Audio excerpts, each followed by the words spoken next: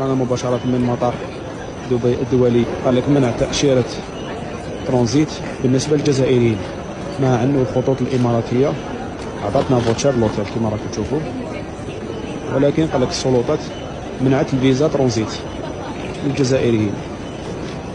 السبب ماناش عارفين. قال لك السبب ماناش عارفين. اودي لا بصباع، العالم كامل عارف الا الكرغولي، ولا الاعلام ديالكم قابل غير الشده والفده ديال المغرب. زيد. شكرا للجزائر، شكرا للجزائريين. معك الاماراتي، معك اماراتي. على الاقل عمي تبوني ضرب الحساب الجزائريه اللي خدامين بعراقهم تما وكيصردوا العمله الصعبه، او لا ماشي مشكل. زيد. اخواننا في الجزائر، والله العظيم ان ندري انكم جزائريين، قسم بالله ان خبر البيت على بابه، ندري من تحركاتكم وتصرفاتكم، ندري انكم جزائريين. مو بضروري يتحط علم الجزائر على مو بقنصليه، يعني هالعلم تحجون فيه، تصيرون فيه السعوديه، تصيرون فيه العمره، تعتمرون، ترفعونه في مباريات كره القدم، ترفعونه في الشعارات السرقه والمظاهرات وهالاشياء، وفوقهم حطينا امام الباب. ليش؟ لا هي قنصليه ولا هو مكتب تمثيليه ولا هو جمعيه ولا شيء. وش سالفه هالعلم الجزائري وين ما صرنا نحصله؟ يعني وش هاي ازمه الهويه اللي انتم عندكم صراحه؟ ما اعرف. هل هي عندها علاقه بالاستعمار، عندها علاقه بالاستثمار، عندها علاقه بالاستغباء، عندها علاقه بالاستهبال، عندها علاقه بشيء؟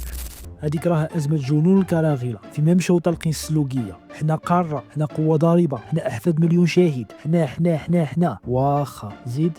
الشعب الجزائري عنده فكرة أن دولته أفضل دولة في العالم، ولكن الحقيقة المرة شعبها يعيش في فقر، كأنه في مخيمات الهلال الأحمر وجمعيات خيرية. كل لقمة عيش تمشي بالطوابير.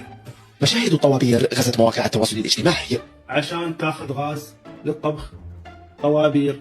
تحوس علي انا وش يخدم ها وش ها يا اخوي اخذني يا اخوي، ها شفتني وش يخدم يا اخوي، اخذني لو دهب بيخذني ها ضربها كامل تسقسي وش يخدم والرعد. عشان تاكل سمك حوت طوابير. واش نشري انا عندي 4 سنين ما كليتش الحوت. عشان تاخذ حليب طوابير. واش في عشان كرا يا الوزير اعطينا الحليب كثرنا وفرنا هذا الحليب نعودوا ندوه مني، راه كاين اللي يجي بيت هنا. عشان السياحه الجنسيه البنات عاملين طوابير. لان اصبح كثير من المنازل، كثير من البيوت عباره عن بيوت دعاره مفتوحه. ما بدا يجي يصير شهور يجي يشوف يروح. 45,000 طفل غير شرعي سنويا من الدعارة طوابير. 45,000 طفل غير شرعي سنويا في الجزائر، أرقام مرعبة حقيقة في مجتمع محافظ في بلد مثل الجزائر. في النهاية هذه دولة الطوابير. انت كتشوفوا سركم عند غيركم. حنا بعدا عمرنا قلنا حنا اقوى دوله ولا قوه ضاربه، مع العلم باللي حنا فايتينكم سنوات ضوئيه. اسمع ابو صبعه، اسمع. اعطوني تصريح لملك مغربي او وزير مغربي يقول لك بلي احنا احسن منظومه واحسن طرق السكه الحديديه واحنا احسن طريق في الشبكه الطرقات واحنا اول دوله نديروا الانسولين. اعطيني واحد. الجزائر تتوفر على اكبر شبكه طرق في افريقيا، وحاليا نطمح الى اكبر شبكه نقل بالسكه الحديديه في افريقيا.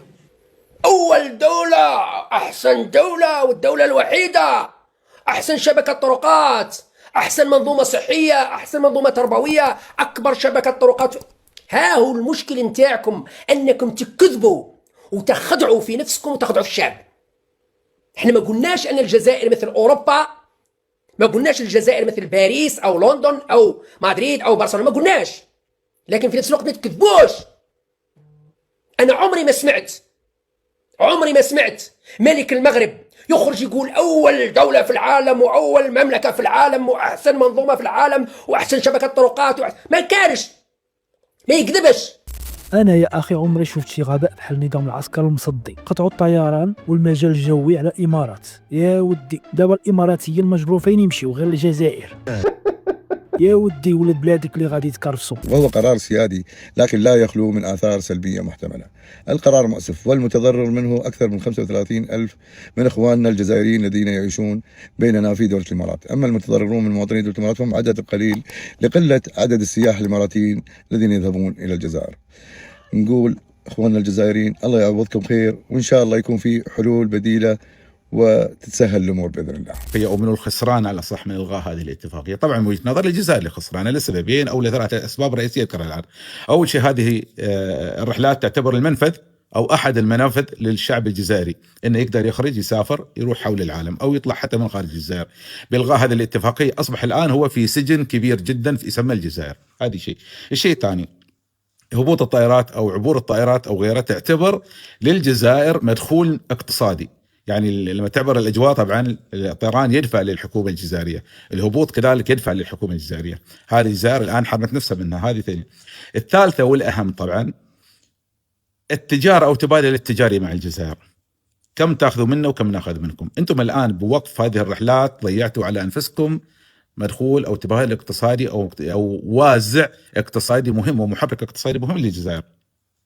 زين، الخلاصة أو باعتبار الجزائر ليش أقدمت على هذه الخطوة؟ ليش ألغت هذه الاتفاقية؟ طبعا الدول أو الحكومات الفاشلة التي تعد شعوبها بحاجات أو بوعود ولا تستطيع تحقيقها تخترع لها عدو وهمي.